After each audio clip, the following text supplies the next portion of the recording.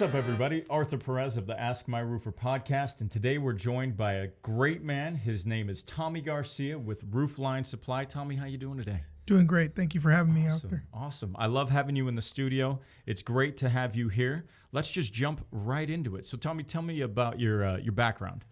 Background in roofing, 21 years. Okay, awesome. All in distribution. Okay, awesome. So when you started with the distribution, what's your position now?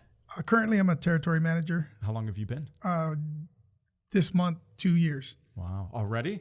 Yeah. Time flies when you're having fun, man. Yes, I'm telling yes. you. Except for the last couple of months, we'll get into that. But so when you started in distribution, what was your position? Inside sales. Okay, and you kind of worked your way around? Kind of gradually moved around. Back in the days when you work for smaller branches, you kind of wear different hats and you kind of do a little bit of everything. So I became a dispatcher, assistant manager, and then you kind of just touch all those realms for so many years, and then got first opportunity to run a branch, and then became branch manager, and I did that up until 2018. That's right. And then I made my switch to sales.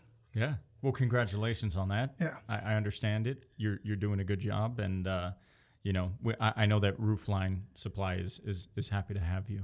Yeah. I've talked to, so you're, just to get this out of the way, you're a personal friend of mine. I know you. Yeah. And I do my research on people that I want to work with, and I've heard nothing but great things about you. So that's just a little feather in your cap, something that you can take home and Appreciate tell your it. wife and, brag a little bit. No, appreciate that.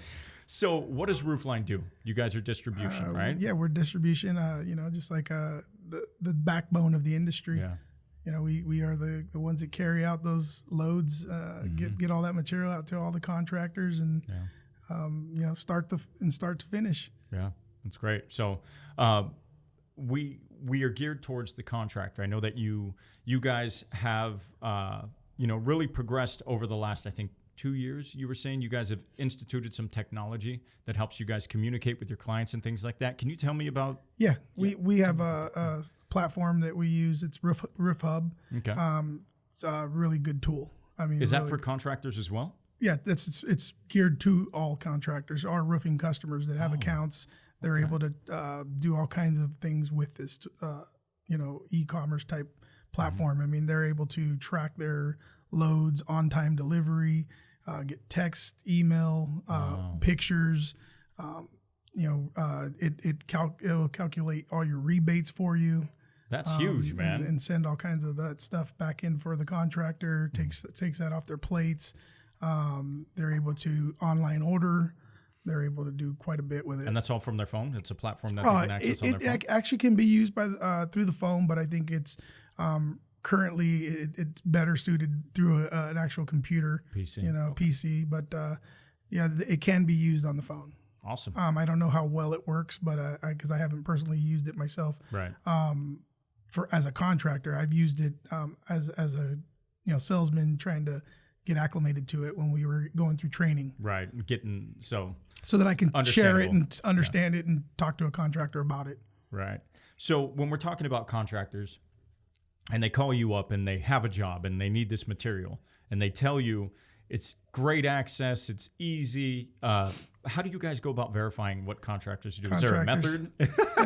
Method to everything's easy. Right. Yeah, it is easy access. Easy. Nothing's landlocked. No problem, man. Just give me a price. Yeah. Just give me a price. But no, yeah, we will definitely use whatever forms of seeing the job without maybe going to it first. Maybe Google Earth, maybe photos from the contractor, a little further discussion, pick his brain, ask more questions. When you get some views on Google Earth, and you're able to go back and say, I noticed that there was something here and there. There's a moat, maybe. Yeah, maybe something that hinders our access to the roof, or sets us too far off, and then hear his feedback. Oh, no, that's an old picture on Google Earth, or that's old, they tore all that down. It's a whole new construction, something like that. Because you guys do new construction. Yeah. You deliver to new construction, residential, commercial, HOA. I mean, everything. You guys so you see it all. You guys we definitely see it all. But no, and then if we need to, then we would definitely go visit and see a job,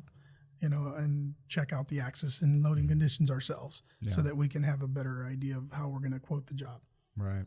So, we're in this whole I don't even know what to call it, a COVID-19 time, a masquerade. So how has that affected kind of how Roofline is doing business or how you access your clients? Kind of tell me about what you've been going through the last couple of months. It's definitely changed the way things are done. I mean, just not even in just our industry, just in general. But I mean, in roofing, we definitely have seen like, showrooms closed off to customers, vendors, offices, that are sticking tables in front of the doors. They're greeting the customers outside. Different things like that. And then on my side, it's more, contractors are just more eager to say like, oh no, I don't want to meet with you. It's okay. We don't have to have lunch, which, that was another thing, for a while we were kind of open, closed. But I mean, as far as me being able to do my job, I think it's still, it's feasible because, we have so much technology, Zoom calls, FaceTime, email, text, and phone calls. So I mean, we're sales, you can get a lot done in that respect. Yeah. Well, and I know that the best at what they do, they adapt. So have you adapted personally? I know we were talking earlier about how you're kind of out more and doing deliveries and just doing everything you can to facilitate your customers. Can you talk about that a little bit? Right now, I got one of those magnetic things on my truck right now. It says Tommy's Transportation. No, right. I'm just kidding. We'll send the reimbursement to Roofline Supply end of the year. Yeah, get a new truck. Right. But no, I'm just doing whatever we can right now. A lot of transferring of products. Trying to take care of loads, fill them out. But getting out and seeing some contractors and definitely doing some things that are back to normal at some level. But definitely changed. A time in their industry for sure. Yeah. So have you seen any delay, like for a contractor who thinks they're just going to have material there tomorrow because they call you? Have you seen a delay in gathering? Right now is a real big thing going on in the industry as far as lead times and availability, especially on the residential products. I mean, all the manufacturers, shingles are definitely out. They're not the old lead times that we were used to having place a PO today, maybe even pick it up tomorrow. Yeah. Some of the local plants that feed this market, I would say nationally though. You guys are national. Yeah, we're it's hearing out. It's through national, but I'm saying that's what we're experiencing here in this market. And it's really impacting how we're able to do business. So, but we're doing the best we can. I mean, some yards have done better than others, and some companies as well has probably done better than others. And I think SRS has done a pretty good job at keeping material on the ground. I think it's so specific to your region, and the company, kind of what people have and what they don't have, or what they're carrying, what they don't carry. So that's something that we talked about earlier. That's kind of huge. If you're a contractor and you're expecting to get materials immediately, there's a bit of a waiting game at this point. So when you're planning your jobs, everybody has to kind of be on the same page in terms of when materials can arrive and when you can actually start.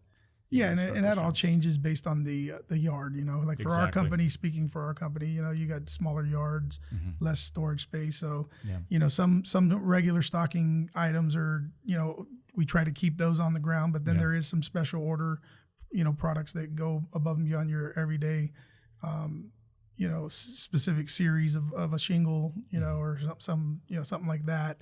And then it becomes a little bit more difficult because we're placing POs and they're pushed out, 3, 6, 8 weeks. A long time. So, you got to tell the contractor, hey, I'm sorry, we can't get this product until then. And then we have to let them make that call, what they want to do. Yeah, but at least you're communicating though. Being upfront is huge because at least everybody else can plan accordingly. Sure. That's the most important thing. That way they can kind of chain of command, let everybody know what's going on. Yeah. So I noticed that you use social media.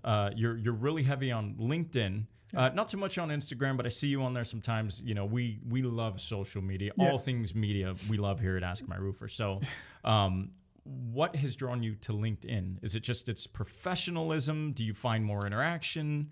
Why that platform? Yeah, a little bit of both. I think, the interaction, meeting different people in the industry, whether it be just on that platform. I know we talked about this a couple days ago or something. I told you I got the pleasure of meeting a guy that I was following and seeing his posts and videos It's a small all world. the way from Florida, and he came down here and he works for one of the local manufacturers, and he reached out to me. Bruno, no BS. Right. Yeah, he's a good dude, man. I got the pleasure to meet him in person, so it's cool. kind of cool. And I use LinkedIn, but thought about getting more active and posting my own videos and maybe jobs and deliveries that we're making to projects, and posting pictures of our team, our professional trucks, our equipment and things that we're doing out on these jobs. But I haven't really made that push. But I think you need to. I need you to jump off the cliff and do that. Yeah, you know what I mean. To branding is huge. You guys do an exceptional job. I think the moment you do, you're just going to let everybody know, really where you guys stand in the industry, which is you guys are awesome. Appreciate that. You've been in the industry for 21 years. Yes. Do you have a roof guru or a roof Jedi, a mentor, somebody that's kind of helped you find your way? Yeah, definitely. Steve Peters has definitely been a mentor for me and part of my success. And over the years, and we've worked on and off probably for 15, 16 of the 20 years I've been doing this, 21 years that I've been doing this. And, currently been working with them again for 2 years, and it's been pretty awesome. That's really cool. To be back working with them. When did you guys meet? We met back in 2001. Okay, and where were you at that time? I met him through working at Allied Building Products. Okay, awesome. So way back in the beginning. Yeah, at the beginning. That's very cool. So did he take a liking to you, or he was just always offering nuggets of information? Or yeah, I think we took a liking to each other. That's cool. So That's awesome. and then we started working together again in 2005. Okay, very cool. So you got brought back into the fold, so to speak. Yeah. So we were talking about, when you get a bunch of roofers and contractors, people in the roofing industry together, you get some really funny stories. And as I understand it, and I know baseball is one of your favorite pastimes. You've played quite a bit. And do you have a baseball roofing related story that you mind sharing with us? Yeah, I got a good one. I'm ready. When I got into the industry, I came in as a young guy, so kind of needed to be showed the ropes, and we all do. Yeah. So I kind of came into an office that was a little displaced, didn't have a manager, didn't have a leader. Had two young guys that were in the management and training program, and they were ex-college, ex-semi-pro baseball players. They were definitely athletes, and they like to do all their fun stuff, gambling and playing sports. So we made a nice little over the line baseball field in the warehouse, and took an 8-foot mop, cut it down, had our wood bat, and made up a tape ball out of some duct tape, and played rounds and rounds of baseball in the back. So that was just the norm? You guys would just go out? That was the norm for the longest that I remember them being there. They weren't there very long, though. Is there a reason why they weren't there very long? I'm guessing that. Somehow it caught up to them, I guess. But it was fun, though. They were cool dudes. But, I mean, yeah, me being young, of course, getting paid and saying, oh, I get to go play some baseball in the back. Right. Let's do it. So we had our little backstop. We had our little field. And if you hit it at a certain level, over certain stacks of shingles, it was a home run, a triple. If it hit this level, it was a base hit. Right. It was pretty cool. That's cool. So that always went well. There was never anything that went wrong with baseball in the yard? No. We had a fun day one day. Yeah, no. Tell us about it. Guys playing in the back, having a good time, switching off, doing our rotation, and then all of a sudden we hear somebody screaming, and oh no, what happened? And he cracked a sprinkler head up in the warehouse. No way. Yeah, so that thing exploded, water everywhere. And this is a time when packaging on shingles were paper wrap, not plastic. Wow. So you got 4 or 5 forklifts that we had in the yard. Everybody's jumping on them, scrambling, moving the product out, trying to get, seeing how we're going to get it stopped. We had to call the fire department. So fire department shows up, they do their thing. It wasn't even much time. They were the city of Santa Ana, so they got there, took care of it, and pretty much gave us the opportunity to clean up. Wow. Yeah. So there's no manager. No.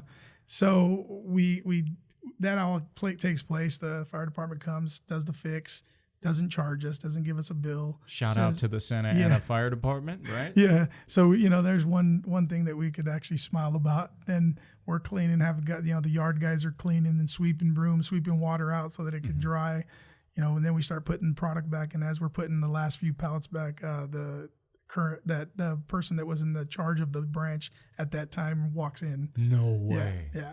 So just as it's getting back together. Oh man. Yeah. So we were busting up. We were laughing. We were trying to keep a straight face. We got hiding the ball and the bat underneath the desk because we were actually probably going to go play again. So when the bill came from the fire department, there's no bill, nothing? no bill, no nothing. So nothing got damaged. You got away with it? Yeah, we just got clean away with it. Yeah, it was good. That's a phenomenal story. Yeah, it was pretty cool. It was funny. Well, we had some good time playing some ball back there. That's awesome. Well, can't do that today. No, you definitely can't do that today. OSHA's kind of changed things, and they're getting more strict. And for obvious reasons, right? Safety is huge. You know that. I mean, when you guys are on roofs, you're roof loading, you're doing whatever. Safety is so huge.